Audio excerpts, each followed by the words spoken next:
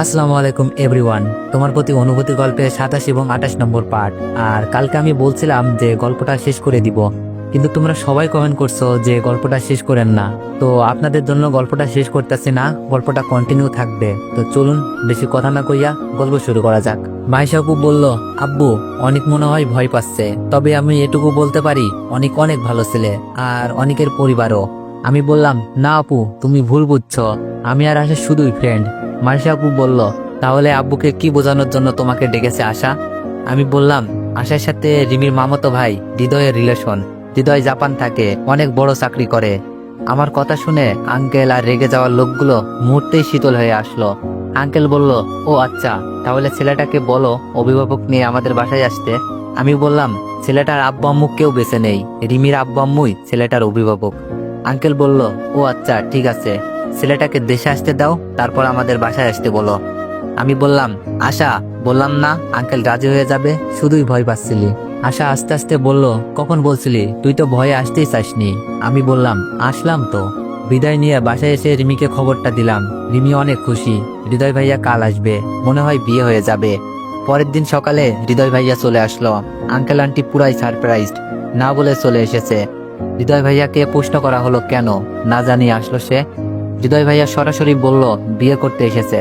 Uncle aunty খুশি, কিন্তু মেয়েকে যখন জানতে পারলো আশা, তখন তো আরো বেশি খুশি হয়ে গেল। আমি কিছু না করেই আশা আর হৃদয় ভাইয়ার কাছ থেকে অনেক ধন্যবাদ পাচ্ছি। দুই পক্ষের সিদ্ধান্তে আশা আর হৃদয় ভাইয়ার বিয়ে ঠিক হয়ে গেল। একমাত্র মেয়ের বিয়ে ধুমধাম করেই হবে, কিন্তু আমরা কোন পক্ষের বুঝে উঠতে পারছি না। একই কাছাকাছি বিয়ে বাড়ি, দুই বাড়িতেই আছি, তবে আশার বাড়িতে একটু বেশি থাকা লাগছে। রিমি তার নিজের বাসায়, আত্মীয় স্বজন দুই বাড়িতে এসে ভিড় করেছে। সন্ধ্যায় আশাকে হলুদ দেওয়ার জন্য বরপক্ষ হতে কোনো পক্ষে বাড়ি যাচ্ছি।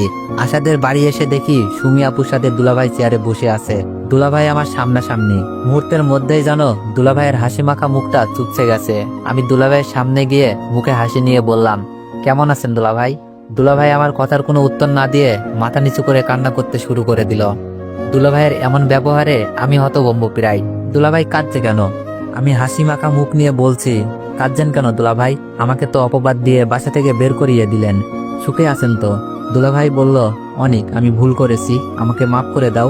দুলাভাইয়ের কথা শুনে আপু তো প্রায় অবাক হয়ে তাকিয়ে আছে। আমি বললাম, কি ভুল করেছেন আপনি? আপনি আর মিথিলা মিলে আমার জীবন থেকে বাবা মায়ের আদর কেড়ে নিয়েছেন, এগুলো কি ভুল বলবেন? আমার চোখ দিয়েও পানি চলে আসলো। দুলাভাই বলল, অনেক, তোমার সাথে আমার কথা আছে। সুমি, আমাকে একটু নীরব জায়গায় নিয়ে যাও তো। দুলাভাইয়ের সাথে নীরব জায়গায় আসলাম, শুনতে চাই দুলাভাই কি বলতে চাই। দুলাভাই বলল, অনেক, তোমার বাসা থেকে বের হতে মিথিলার কোনো হাত ছিল না। মিথিলা তোমাকে অনেক ভালোবাসতো, কিন্তু আমার কথাই মিথিলা সব করতে বাধ্য হয়েছে। দুলাভাই কথাগুলো বলছিল আর কান্না করছিল। আমি বললাম, কি বলছেন আপনি? মিথিলা বাধ্য হয়েছে মানে? মিথিলাকে নিয়ে কত ভুল ধারণা করেছিলাম। দুলাভাই বলল, আমি মিথিলাকে প্রথমে প্রেমের অফার দিই, তারপর আমার সাথে শারীরিক সম্পর্ক জড়ানোর জন্য নানাভাবে ভয় দেখাই। এক পর্যায়ে মিথিলার বোনকে মেরে ফেলার হুমকিও দিই। সেই ভয়ে মিথিলা শুধু একবারের জন্য রাজি হয়ে যায়, নিজের বোনকে বাঁচাতে আর সংসার রক্ষা করতে। দুলাভাই কত নিম্নমানের ছিল। আপু পাশ থেকে এই কথা শুনে আটকে ওঠে আর চোখ বেয়ে পানি পড়তে থাকে। দুলাভাই বলল, যখন আমার আর মিথিলাকে তুমি দেখে ফেলো, আমিও মিথিলা অনেক ভয় পেয়ে যাই। তারপর মিথিলাকে এই অভিনয় করতে বলি। মিথিলা ভয়ে এইসব কিছু করেছে। পরে যখন তুমি বাসা থেকে চলে গিয়ে ভিডিও দেখাও, আমি ভয় পেয়ে মিথিলাকে নানাভাবে ভয় দেখাতে শুরু করি, যেন মিথিলা এই সত্যটা কারো কাছে না বলে। আমি বললাম, আপনি এত নিচে নামতে পারলেন? আপনার জন্য আমার প্রথম ভালোবাসা মিথিলাকে হারিয়েছি। যাকে ভালোবেসেছিলাম তাকে ঘৃণা করেছি। সাজানো সংসারটা অন্ধকার নেমে এসেছে। আমার মা দিনরাত কেঁদেছে। আমি এই বয়সে বাসা ছাড়া হয়েছি, কিন্তু আজ কেন এইসব বলছেন? আমার চোখ দিয়ে পানি পড়ছিল। দুলাভাই বলল, আজ আমি বুঝতে পারছি পাপ বাপকেও ছাড়ে না। সেদিন একটা অ্যাক্সিডেন্টে আমার পা চলে যায়। শুধু আল্লাহর কাছে বলেছিলাম আমাকে যেন সত্যিটা বলা পর্যন্ত বাঁচিয়ে রাখে।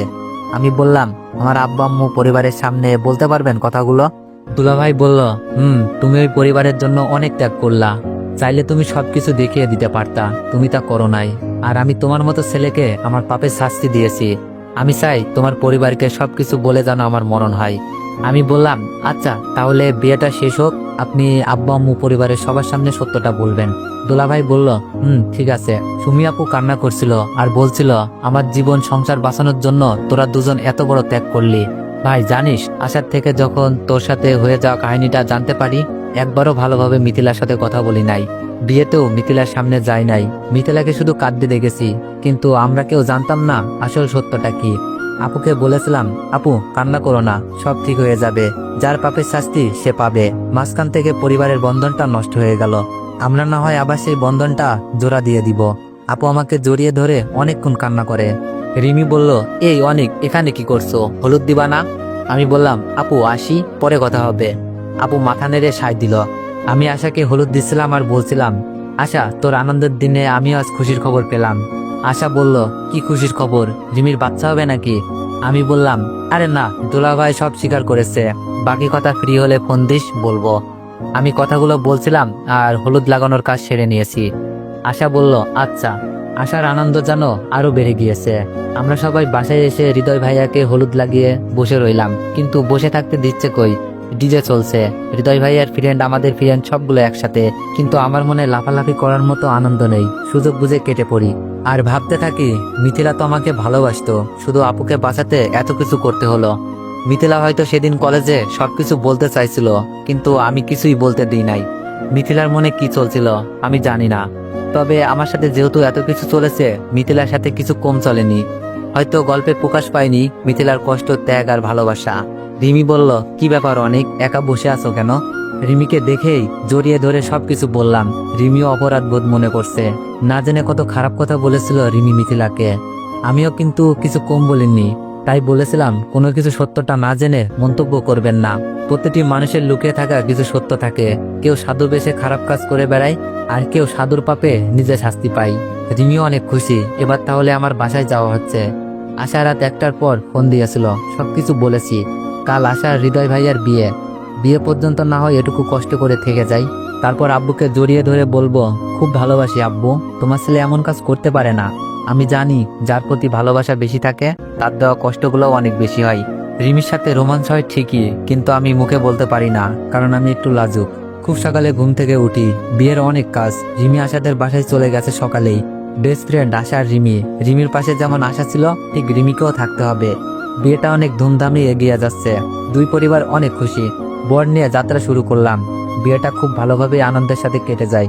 রাতে আসা মানে হৃদয় ভাইয়ার বউকে নিয়ে বাসায় চলে আসি। বাসর ঘর সাজানো হয়েছে, কিন্তু আশাকে কোনো কিছুই দেওয়ার কথা মাথায় আসেনি। আমি রিমির কাছে গিয়ে বললাম, রিমি আশাকে কি দিয়েছ? রিমি বলল, কেন, তুমি কিছু দেও নাই? আমি বললাম, মনে ছিল না, রাত তো অনেক হয়েছে। রিমি বলল, এক কাজ করো, আমাদের বিয়ের গিফটগুলো দিয়ে দাও। আমি বললাম, পাগল হইছ, রাখো, আমি এখনই যাচ্ছি। রিমির কাছ থেকে বিদায় নিয়ে অনেকগুলো একসাথে গিফট প্যাকেট করে নিয়ে আসি। আমাদের বিয়েতে পাওয়া কোনো কিছুই ছিল না, রুচিশীল জিনিসপত্র, কিন্তু আমি বলবো না। বাসায় এসে দেখি আশা রুমে বসে আছে, হৃদয় ভাইয়ার ফ্রেন্ডের সাথে আড্ডা দিচ্ছে। আমরা সেই সুযোগে গিফট দিয়ে আসি। আশা বলেছিল, এত লেট করে কেন, স্পেশাল কিছু দেরিতেই পাওয়া যায়। জানতে চাইলো ফাহিম আর রাহুলের মতো কিছু কিনা, তাহলে এগুলো আর খুলবে না। রাহুল আর ফাহিমের গিফট নাকি খাটের নিচে রেখে দিছে। ভালো হোক আর খারাপ, অবশেষে হৃদয় ভাইয়া আসার পর আমরা চলে যাই। সুখের হোক তাদের জীবনের পথ চলা, সেই দোয়া করে। পরের দিন সকালে আশা হৃদয় ভাইয়ার জন্য নাস্তার টেবিলে অপেক্ষা করছি। আমাদের সময় যেমন হয়েছিল। আশাকে পেয়ে আঙ্কেল আন্টি অনেক খুশি। আশা কেমন মেয়ে ওরা তো জানেই। আপু ফোন করে বলল, কাল নাকি বাসায় যাবে, আমাকেও আসতে বলল। অনেক স্বপ্ন জমে চোখে, মিথিলাকে দেখতে যাব। মিথিলার কোনো ভুল ছিল না, সবকিছু দুলাভাই বলেছে। সব বলবো মিথিলাকে। মিথিলার চোখগুলো কি আমাকে দেখে ছলছল করে উঠবে? মিথিলা আমাকে দেখে কি অবাক হবে? হবে হয়তো। আঙ্কেল আন্টিকে বিষয়টা জানালাম। আব্বু আম্মু বলতে বলেছিল, কিন্তু আমার লজ্জাটা একটু বেশি তো, তাই বলতে পারি না। রাতে বসে সবাই আড্ডা দিচ্ছি। আড্ডায় বাড়িটা মেতে উঠেছে। আশা, হৃদয় ভাইয়া, রিমি আর আমি। নানা রকমের কথা আর আড্ডাতে অনেক রাত করে ফেলেছি। রাতে ঘুমানোর জন্য প্রস্তুতি নিচ্ছি।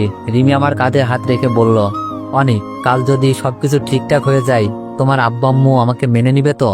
রিমির কথায় যুক্তি আছে, কিন্তু আমার মনে হয় মেনে নিবে। রিমির পরিবার আমাকে অনেক সাহায্য করেছে। প্রথম থেকে রিমি আমাকে সাপোর্ট দিয়েছে। এইসব জানার পর হয়তো রিমিকে খুব ভালোভাবেই মেনে নিবে। আশা এসে বলল, কেন নিবে না, তুমি কোন দিক দিয়ে কম আছো নাকি? দেখবে সব ঠিক হয়ে যাবে। রিমি বলল, আমি তোমাকে ছাড়া থাকতে পারবো না। কাল সবকিছু ঠিকঠাক হলে আমার কথা বলবা কিন্তু। আমি বললাম, বলবো, চিন্তা করো না, এখন ঘুমাও প্লিজ। রিমি বলল, আচ্ছা। রিমি আমাকে জড়িয়ে ধরল। মনে মনে ভাবলাম আলহামদুলিল্লাহ এই শীতটা আর বউ ছাড়া থাকতে হবে না। তারপর আর কি, রোমাঞ্চের জগতে যা যা হয় তোমরা তো জানোই, আর যারা যারা জানো না বিয়ে করো অবশ্যই জানতে পারবা। সকালে উঠে ফ্রেশে রুমে এসে মোবাইলে দেখি সুমি আপুর অনেকগুলো ফোন। হয়তো আপু বাসার উদ্দেশ্যে রওনা দিয়েছে। আমি কল ব্যাক করলাম, হ্যালো আপু বলো। অনিক তুই কই? তোর দুলাভাই তো উপর থেকে নামার সময় সিঁড়ি থেকে পড়ে যায়, মাথা দিয়ে প্রচন্ড বেগে রক্ত বেরোচ্ছিল, হাসপাতালে নিয়ে এসেছি। সুমি আপু কান্না করছে মনে হচ্ছে। আমি বললাম আমি আসছি। তাড়াতাড়ি করে হাসপাতালে ছুটলাম। যখনই বাসায় ফিরে যাওয়ার কোনো সুযোগ থাকে তখনই বিপদ চলে আসে। হাসপাতালে যাওয়ার পরই শুনতে পাই দুলাভাই আর নেই। সবাই কান্না করছে, সুমি আপু নিজেও। জানি না লোক দেখানো কিনা। এখন আমি ভাবছি এই সত্যিটা জেনেও কি বাসায় ফিরতে পারলাম না। সুমি আপুকে জিজ্ঞেস করলাম কিভাবে এমন হলো। সুমি আপু আমাকে বলল বাসা থেকে বের হওয়ার সময় সিঁড়ি থেকে পড়ে মাথা ফাটিয়ে ফেলে, কিন্তু কিভাবে পড়লো সুমি আপু বলতে পারছে না। কান্না মুখর একটা সময়, যতই খারাপ মানুষ হোক মনের মধ্যে মানুষটির জন্য কিছুটা কষ্ট তো থেকেই যায়। মাইশা আপু একটু বেশি কান্না করছে। একমাত্র ভাই ছিল, আস্থা হারিয়ে ফেললো। আমাদের বাসা থেকে আব্বু আম্মু ভাইয়া ভাবি শুনেছি মিথিলা ও দুলাভাইকে দেখতে আসছে, কিন্তু এখানে কি আমার থাকা মানায়? আর আমি তো যেতেও পারবো না। মাইশা আপু ভাববে এমন বিপদের দিনেও আমি চলে গেছি। তবে আমার মনে একটাই কষ্ট, এত কিছু জেনেও কি আমি বাসায় যেতে পারবো না? আব্বু ভাইয়াদের সামনে যেতে পারবো না? কে জানতো এরকম একটা দুর্ঘটনা ঘটে যাবে। তখন যদি আগের মতো রেকর্ড করে রাখতাম তাহলে তো আব্বু ভাইয়াকে সব দেখানো যেত, আর আমি বাড়িতে ফিরতে পারতাম। পরিবারের সবাই চলে এসেছে, সাথে মিথিলাও। মিথিলা আগের মতো নেই, মনে হচ্ছে শুকিয়ে গেছে। মনে অনেক কষ্ট নিয়ে বেঁচে আছে, কিন্তু বলার মানুষ পাচ্ছে না। আমার দিকে মিথিলার চোখ পড়তেই অবাক হয়ে তাকিয়ে আছে। হয়তো ভাবছে এত কিছুর পর অনেক এখানে কি করছে, এত ভালো মানুষ হতে বলেছে কে, কিন্তু কথা বলার সাহস নেই। আমি মিথিলাকে ইশারায় ডাকলাম। মিথিলাও আমার সাথে কথা বলার জন্য এগিয়ে আসছিল। হঠাৎই আব্বু আমাকে দেখে ফেলে। আব্বু বলল, এই তুই এখানে কেন? এখান থেকে চলে যা বলছি। আব্বুর এমন ব্যবহারে আশেপাশের লোকজন হাঁ করে তাকিয়ে আছে। মিথিলাও এক পা দুপা করে পিছিয়ে যাচ্ছে। আমি কাপা গলায় বললাম, আব্বু আমি তো দুলাভাইকে দেখতে এসেছিলাম। আব্বু বলল, তুই আমাকে আব্বু বলবি না। আর তুই কি দেখতে এসেছিস? হ্যাঁ, তোর মতো ছেলে লাশকে দেখলে সেই লাশটাও জাহান্নামে যাবে। সরি আব্বু, আমি যাচ্ছি। আমি চলে যেতে পা বাড়ালাম। মাইশা আপু বলল, অনেক কই যাচ্ছ? আঙ্কেল এত বছর পর ছেলের উপর এত রাগ দেখাচ্ছেন কেন? আব্বুর মুখ তো বন্ধ হয়ে এসেছে। নিজের মুখে ছেলের খারাপ কাজের কথা বলতে পারছে না, তবে মনের ভিতর অনেক রাগ দেখতে পাচ্ছি। আমি বললাম, আপু আব্বু আমাকে দেখে রাগ কন্ট্রোল করতে পারছে না, আর এমন একটা সময়ে এই ধরনের পরিস্থিতি না হওয়াই ভালো। আমার তো কিছু করার নাই, আমার হাতে যে কোনো প্রমাণও নাই। আর আজ প্রমাণ থাকলেও তো প্রকাশ করতে পারতাম না। লাশটা সামনে রেখে তার পাপ কাজগুলো তুলে ধরার মতো ছেলে আমি না। রিমি আসা, হৃদয় ভাইয়া সবাই দেখছি আমার সাথে ঘটে যাওয়া সবকিছুই দেখেছে। আমি চলে যাওয়ার সাথে সাথে রিমিও চলে আসতে লাগলো। রিমি বলল, কি থেকে কি হয়ে গেল অনেক? আজ তো তোমার বাসায় ফিরে যাওয়ার কথা ছিল। আমি বললাম, সবই নিয়তি, চলো বাসায় যাই। রিমি বলল, বাসায় এসে মন খারাপ করে বসে আছি। রিমির আব্বু আম্মুকে সবকিছুই বললাম। ঘুমিয়েছিলাম, রাত তখন 8টা হবে। রিমি ডাকছে, অনেক ওঠো। আমি বললাম, ভালো লাগছে না রিমি। রিমি বলল, অনেক তোমার পরিবারের লোকজন এসেছে। রিমির কথা শুনে লাফিয়ে উঠি। তো এভরিওয়ান, নেক্সট পার্টের জন্য অপেক্ষা করুন। আল্লাহ হাফেজ।